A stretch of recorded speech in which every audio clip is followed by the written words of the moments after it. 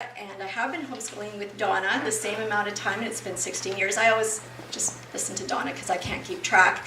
But yeah, my oldest is almost 22, and my youngest is 4. He's starting kindergarten next year. So I still have a long road ahead of me. And I feel a little tired, but I love it, and it actually gets easier as the days go by and the years go by. So I thought maybe tonight, I looked at your questions, Donna, that you'd sort of mentioned in your handout on the email. And so I wanted to talk about some practical things that I've done for homeschooling, and also sort of some of the ideology, my beliefs that helps keep me homeschooling. Because sometimes the day-to-day can be kind of cloudy, or it can feel kind of down, but it's those bigger thoughts that keep me going, keep me doing it. So just to introduce myself, I come from a family that moved here when I was 7, so I've been in Chilliwack a long time. And my husband comes from the interior, and we met here when I was going to nursing school.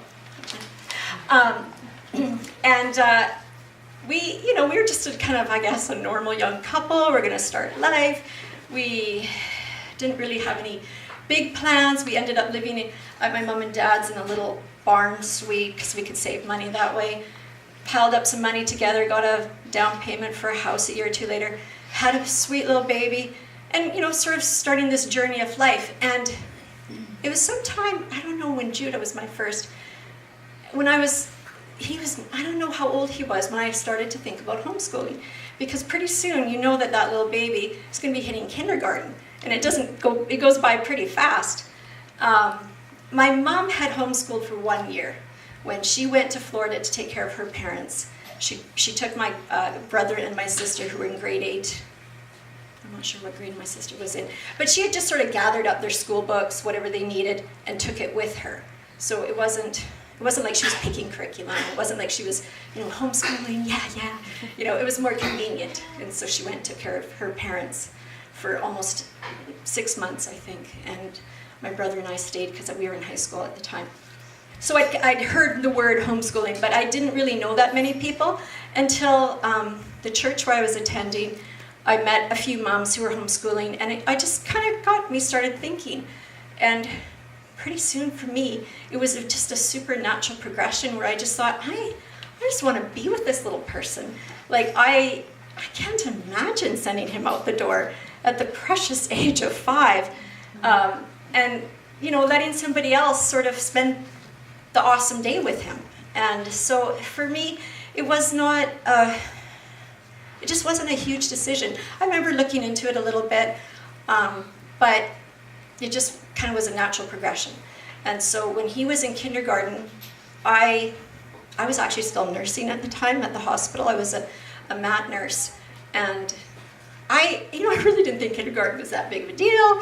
So I didn't even join the Chilliwack. At that time, we had a homeschool group that met regularly, and I just thought, I'm going to wing kindergarten. He knows his colors, kind of knows his alphabet, knows his shapes. Ding, we've done it. But when he hit grade 1, then I thought, okay, now I have to get serious. And so I quit nursing, and I gave my heart and soul to it, and I haven't looked back. And I'm really glad I did.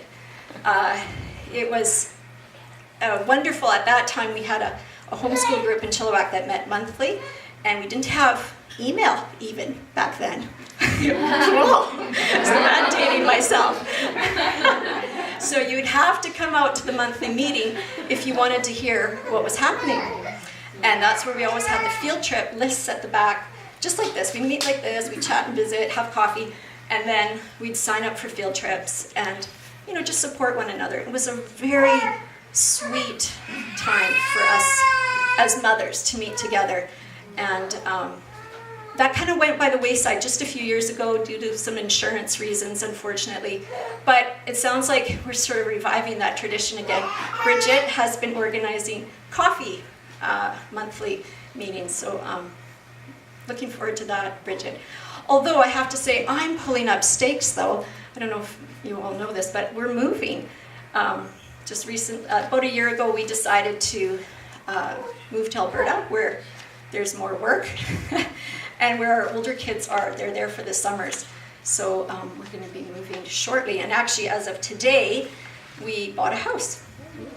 So that's kind of what's next on our agenda. Let me just see. When I started, I really had I didn't have much of a clue of what sort of curriculum to use. And if you don't mind, would you mind putting up your hand if you are sort of in the first maybe 3 years of homeschooling, or you have never homeschooled? Is that some of us? Up to grade 3, say? Well, sure, up to grade 3 or First year, so. whatever. Like if you're just sort of in your first couple of years, or you're thinking about it, okay, because that's where I was at that time. And I didn't know a lot. I knew a few people who homeschooled, but so at that time I went with the curriculum that sort of covered everything, and that was Sunlight curriculum. I don't know if any of you have heard of it. They are very heavy into reading, lots of reading, whole books, but they also had a science curriculum. They had a math curriculum. We had it all, and it just came in a great big box with a schedule. It was perfect. I just had to, well, first I had to put these huge binders together. I thought, are they crazy? This should be done. I don't have time for this. And plus I'm disorganized, so some of my binders ended up language arts in the history section. But anyway, so it was all organized, and my keen little grade oneer, we started off on this journey of homeschooling when he hit grade 1. And, it was really pretty good, and I must say, because my first little boy, I didn't know this, but he's actually a smart little kid. And he's really smart. And so it was fun and easy, and he learned his alphabet, and everything was great. And then the next year, my little girl, who's slightly dyslexic, hit grade 1. Wasn't quite as easy. And then my number 3 hit grade 1. And it was impossible, actually, because he did have dyslexia totally and completely. So it kind of does depend on your students at how it feels for how easy it is or how non-easy it is. But at the same time, it was really fun, and I did love it. And I would say one of I call it a practical tip, would be if you love something, I would encourage you to include it in your life of homeschooling. And I loved reading. I just love reading good books. So that Sunlight really matched who I was. And so we would spend lots of time reading. I remember when Judah was 6, we read through the entire Narnia series, kind of day after day, in fact. And, laundry piled up, things didn't always get done, but man, we just had this sort of rich time where we just did all these stories. And I remember my third born was such a good baby. He still is. He's now 18, off with YWAM. But he just played with Lego on the floor in the living room for hours. I have other children that would never, ever be able to do that, but he did. And it just sort of allowed for some of those times where we kind of took chunks of time and did things. Another thing I love to do, because I like it, was whenever it's pouring rain and it's super gray out and nobody feels like doing math, I just say, forget the math. We get blankets, we go out on our back porch in the pouring rain with a roof over us, and we read poetry. Doesn't that sound, why I homeschool? And then, I'd get them to draw pictures, and we'd talk about it, and then finally somebody's like, I'm hungry, Mom. But feel the moment. And we would play classical music, or we would not play classical, whatever. We just did a lot of fun things in those early years. And at that time, there were no teachers overseeing us. It was a wonderful time. It was a wonderful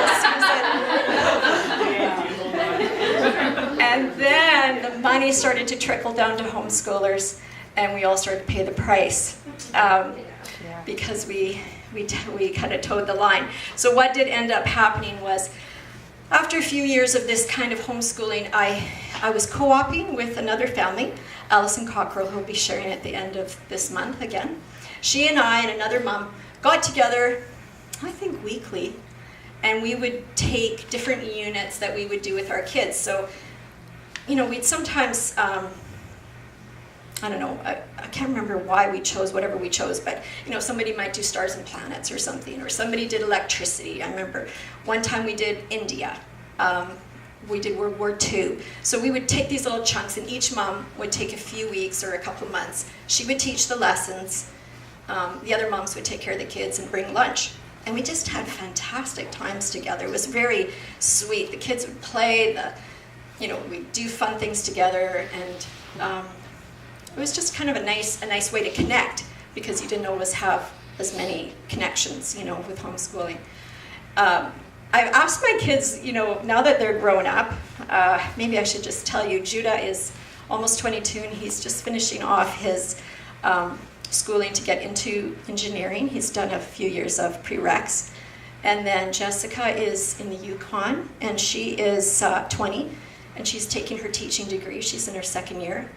And then our third, who graduated last year, he is with YWAM. Some of you may know that, Youth with a Mission. He went to Hawaii, did his 3 months there, and then 2 months in the Caribbean on a ship, going around to different islands, helping at orphanages, helping at old folks' homes. And then the captain of the ship asked if he'd stay on his staff, so he's been on the boat for another few more months, and he's going to continue on the boat. They're trying to bring this boat across from the Caribbean. They just went across the Panama Canal last week, and they're going to be bringing it up the coast and then over to Hawaii, where the main school is. So David's just living this great adventure right now. You know, he sends home pictures of him like way at the top, like of a 50-foot mast, fixing the sail.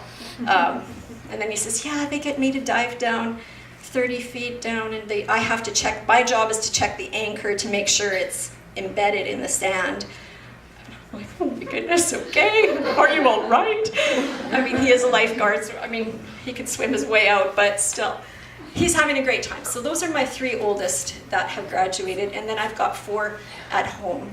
Joseph's 11, grade 6, Summer is in grade 4, Brooke's in grade. What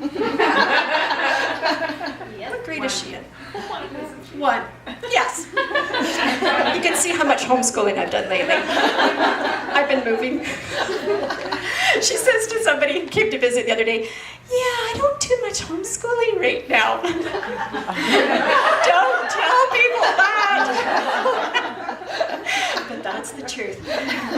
That's called the seasons of life. In grade 1, I just actually don't care that much. So, because I know now that I've got 3 big kids who've graduated, that it really, you can cover so much once they hit about 8 years old. And killing them with school before 8, well, I mean, you can do it if you want, but you don't actually have to. Amen. So anyway, yeah, poor little Brooke. And then Mike has 4, and he'll be hitting kindergarten next year. So, where was I? I know I was trying to tell you guys something. Well, you know, I'm going to tell you just a little